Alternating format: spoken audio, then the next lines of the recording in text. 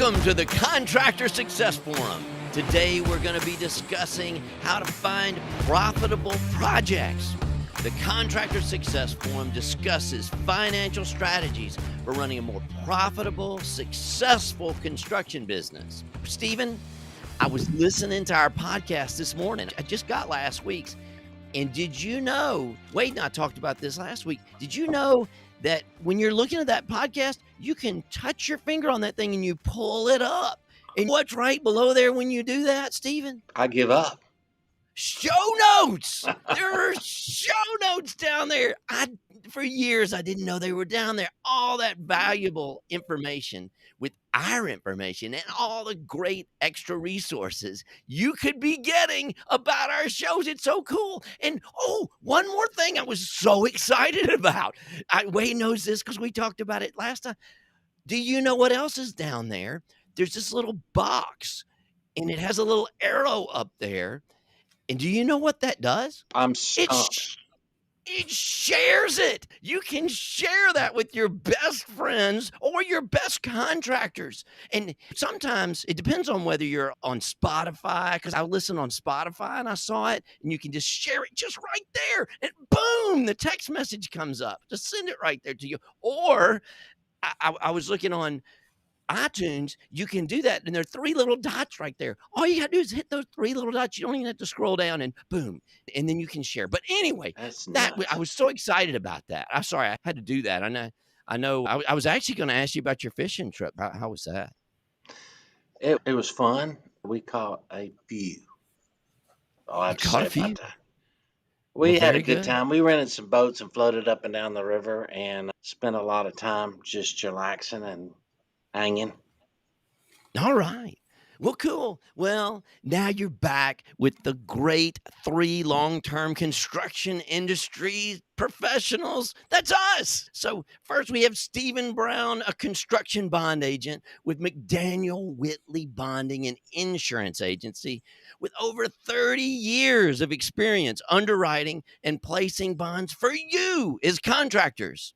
And Wade Carpenter with Carpenter and Company CPAs, helping contractors nationwide to become permanently profitable for over 30 years. And I don't say this enough, but he actually does job costing remotely for these contractors. That's such a cool thing.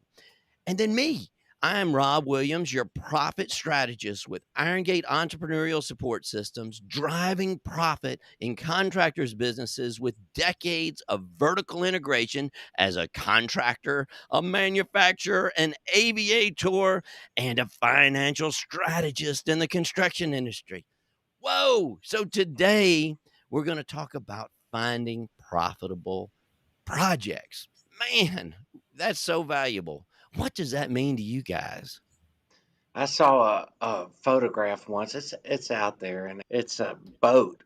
It's a yacht, and the name of the dinghy is Contract, and the name of the yacht is Change Orders. So that's kind of the secret of profitable jobs, is getting your money, isn't it? Yeah, I never figured that out. I used to hear that for some people, the dinghy was the contract and the change order was the yacht. I don't know. I didn't know how to play that game that way. Yeah, no, the dinghy is the contract and the change order is the yacht. Oh, okay. I mean, that's the story backwards. Yeah, that's my point. Just got to get those change orders signed, or you don't get anything out of them. Yeah, get them in writing. A verbal change order is worth nothing. Yeah. Okay, so profitable jobs, finding profitable jobs, going out there, it's competitive. Everybody's competing for the same work. How am I going to do that? And as we were talking about this earlier, how do you know your job's profitable? Well, I guess I can definitely take that. I mean, if you don't have good books, if you don't have good job costing, you may have a gut feel, but a lot of times that gut can deceive you. Yeah, that's right. And Wade, we were talking earlier about when you have that job cost, where do you start? There's two different standpoints from where you go. Where do you even start? I think from Wade and I's perspective on finding profitable jobs, first, I want to see what has been profitable in the past for you as the contractor listening to this. So take your own company and your book. So what for you in your special niche and your abilities has been profitable? And Wade, as a job coster, tell me a little bit about that. Do you line them up or rank them? Well, tell me a little bit. Well, sometimes it's forest for the trees, and when you're in the field doing the jobs, you don't see what you're really making money at. And if you sit down with even your CPA or whatever, and you've got good books, just go segment them. It may be like residential versus commercial versus different types. Like you may be doing churches or retail or any number of things. I want to explore more on this talk today about where people can find the jobs and what they're good at. Yeah. A lot of times too, you go through some hard times on some projects that you really shouldn't have taken on, and you've invested in them. You may have invested in additional equipment, personnel, and other things that are dragging you down. And I heard someone say the best advice is get rid of that. Move right on back to what brought you to the dance, and that is what you do best, day in and day out. That's your core, and that's what you have to sell. And that's the only thing that allows you to really provide quality on a consistent basis. I've had a bunch of consultants over the years, and I think the most common sense thing to do, most people can figure out, is to rank your jobs. If you have a spreadsheet and you put the profit and you go from most profitable to least profitable, you might rank them by percent, you might rank them by raw dollar. It's interesting to see both, but it's interesting to see what is at the bottom. But what about some of those other factors? The pain in the ass factor. I think we might start getting an E for explicit for Yeah. that. But on our podcast here, but you can rank it that way. How much did you enjoy working with those people or that kind of job? Is that something you like to do? But that affects you emotionally as your effort. And then did you have to spend a lot of time learning that? So it might be another column. There may be a lot of extra overhead that doesn't match that overhead percent you put in there. I don't know whether it's 15% or 20, whatever 10%, whatever percent you're putting in there for overhead, that may not be accurate on some of those jobs. So that job ranking may be off, because if it's a job you've done over and over again, you as the owner probably didn't have to put much. You may have been playing golf the whole time during that because you already knew how to do Hmm. everything. You have to Yeah. study and learn these things. So, but don't forget those extra factors. Well, I mean, Can I? Wade, should you Yeah, rank it by gross profit or net profit? Does that matter? I would say both, but what do you think? I go by gross profit as long as you're consistent, because if you go by net profit, and it depends on how you allocate overhead, you could have a huge job that could look really bad because you dumped a whole bunch of overhead on it. Yeah, Right. I But would do gross profit too, because that factor that I was just talking about, because for your books, your overhead is allocated, but maybe for your effort, it's not really allocated appropriately to each individual job, because most of your overhead, you're not tracking every minute of thought of everybody in the office to the jobs. Most people don't. I think a lot of people still in construction, they still chase the big job. And the biggest job may not be your most profitable job. Some of the ones that we sit down and look at it and say the job's over $1 million, well, we take longer and we tend to stretch those out, and the overhead catches up to us on that. But these other jobs like 300 to 500,000, I'm just making something up here, but we find out those are the most profitable because we get in and get out and we get paid fast. I remember we used to have one house. I think it was the 101 plan. It was 1,000 square feet, and we made more money on that house than we did on these 2,500 square foot houses. I mean, we had it down pat, and we could build it in days. It Yeah, but was I understand that. Some contractors, they want to show their prospects, the people that they're out there to impress, what their capabilities are. If yeah. you've already done it, it speaks 1,000 words. I've already done it. But finding Yeah. that profitable job, some people will argue, well, competitive bid jobs with a bunch of other bidders where they take the lowest bid, I'll never make money on that. You just give your price and you don't know what your competitors are doing. It's frustrating. Sometimes it costs money to bid work.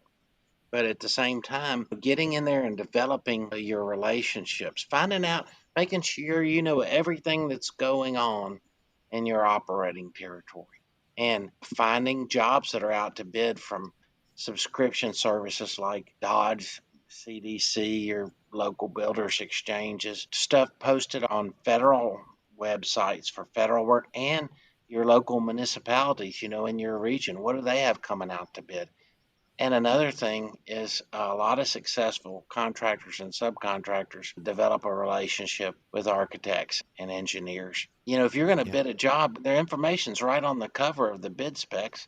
Give them a ring and talk to them a little bit. Get to know them. Next thing you know, you'll swing by the office to visit with them, and you'll be surprised. Architects generally, unless they're swamped, love talking to you about what's going on out there. Yeah, so I was gonna say that was my number 2 thing. Once you get all those jobs lined up with the prices down there, then you figure out how to find new jobs, and I think one of my thoughts was, are there qualifications to bid it? Who gets to bid this? Do they need to be bonded? Do they not need to be bonded? So are you competing against people that are just trying to find a labor job for themselves? Or is there some kind of qualification process? Like, I'm sure a lot of those federal jobs have some kind of qualification process that might narrow it down. Although I just was reading a friend of mine's book that was talking about some of those federal jobs. The margins are actually lower because they got so many people bidding them. So it depends on which jobs they are. Wade, can you chime in there? Yeah, well, absolutely. When you're talking about bid jobs, I mean, that's what everybody complains about. Everybody, especially when times get tight, everybody's bidding and they drive the margins down. And the ones that win are the ones that are really good at what they do. They may have a niche where maybe they're doing water treatment plants or schools or a certain type of retail. And then there's other ones that they get really in good with a big retailer and they do all their stores. They can get in and get out and they know exactly what they need. Those are the ones that make really good money. Right, and I've heard other contractors say, don't worry about what your competitors are doing or whether their plate's full or not. Bid your numbers for the work that you need to do, or don't do it at all. And I understand we were talking about robbing Peter to pay Paul on certain projects because of your overhead expenses, your payroll costs, and so forth. And again, that's all about what Profit First has to offer, being able to determine that. But going after profitable work is just a lot about relationships. A lot of contractors have certain owners that they work for exclusively, and they stay very busy year in and year out.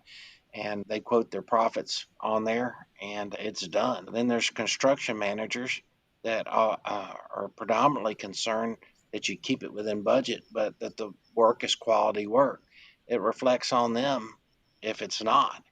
And then you've got GCs that will bid sub work, subcontractor trade work, just planning on subbing out the labor only. And right now the market's kind of hard, and that's kind of hard to do. So the subs are in a stronger position to make more profit. Stephen, I remember in 08, 09, when those jobs were ridiculously competitive because you had all the residential guys coming to bid the commercial jobs, and a lot of those jobs they were just bidding to keep their labor working. So they were really doing it cheap. But I do remember, a lot of my friends that had been in business a long time, they were, I would guess we call that a qualified bid or a negotiated bid, where they were just doing work for an owner and they were the only one doing it, whether it was cost plus or just a bid system. Can you talk about that, either one of y'all, about getting qualified for that? It's not really qualified or negotiating it. If you've got a niche and a reputation, all three of us were talking about how building your reputation can go a long way too to get some of those profitable. Yeah, well, certain areas of the country, depending on logistically where the distribution center is, just have industrial plants they do service work for. They make their profit, but they have to be available 24/7. And there's always kind of a trade off. I think that you'd be surprised at some of the federal and municipal jobs that are right up your alley that just drop in front of you that you may or may not know about and have missed an opportunity for that. What do you think, Wade? Well, I was, just sitting there thinking about what you were saying. If you're a general contractor, your subs can make or break you too. And some of the GCs, I've got one that does about 150 million a year, and his subs love him. They pay well, and the subs take care of the GC. 25 years ago, I had a $600 million general contractor, and he was one of the ones that he would go through the subs and nickel and dime them and sue them. And the quality of work there, it just, it's a well-known name. If I threw it out, you guys would probably know it across the country. And they nickel and dime their subs to death, but sometimes you get lesser quality because those guys don't really care for the GC and vice versa. It reflects on them. I think that's a great point, Wade. And not only taking care of subs, but your vendors, your material suppliers. On a large pipe job where the materials are half of the contract amount or more, you're going to need a better price than your competitor. And it's that loyalty. You take those vendors, you pay them on time, you appreciate them, you take time to have a relationship. They make money off of you. And I've had customers that have treated me like I was the most important vendor they had. And I would bend over backwards to do anything for them. And, that all goes into estimating a job. Yep. Yeah, those vendors can actually be your qualification to get in there too, your unique qualification because you work with them. I do have one good friend contractor that his whole business is based basically on his vendor's expertise. He qualifies because that vendor is such an expert at it, and it makes his life easy as well. So get those good relationships going. I know this is not really about the vendor thing, but that does have to do with getting the good jobs. I know we're about out of time, but that one other thing that we talked about is profitable jobs is contract provisions. We could do a whole episode on that. And you know what? We already did. We just did an episode on contract provisions, so we won't talk about that because we just did it. So go back and listen to that one. Hey, there's some scary contract provisions out there, so read your contracts. Yeah, good episode there. So go listen to that one. Anything else to add? Did we leave out a whole subject? Oh, supplier bonds. That was one other note I had. That's to make a job, especially right now because I'm just thinking about material. We up, and I just read yesterday that this week we're having a massive lumber drop. So it's just crazy. So how do you protect your profit with that? Which I think we've had some other subjects about that. I think that's mixed in some of our other episodes. Yeah, you can make your material provider give you a supply bond to lock in your prices according to your agreement. Right now, it's just a third party bonding. The bonding company guarantees it. And I really kind of recommend it if those materials are just stuff that you can't get off the shelf. And because of that, they have to be made for your project. And they're not easy to get. A supply bond is a great way to remind them that they're going to do exactly what they say in their contract and supply that exactly the way they said. It's just an option. It's not very expensive to require a supply bond. And that supply bond may take some of your bonding capacity off of you and displace that. Does that work that way? Absolutely, yeah. Okay. Well, cool. Well, this has been a great episode. I know we've actually gone over this subject. We thought it was so small, and we've already gone over our time again. So it's great having you guys here at the Contractor Success Forum. We have Wade Carpenter with Carpenter and Company CPAs. Appreciate you being on. And Stephen Brown with McDaniel Whitley. And our webpage, it's already in the show notes, is go to contractorsuccessforum.com and see us. Our information's there. You can look at all these episodes here and download them and get all that valuable. Just because it's free doesn't mean it's not valuable. So it is valuable. So thank you guys for being here, and we'll see you on the next episode.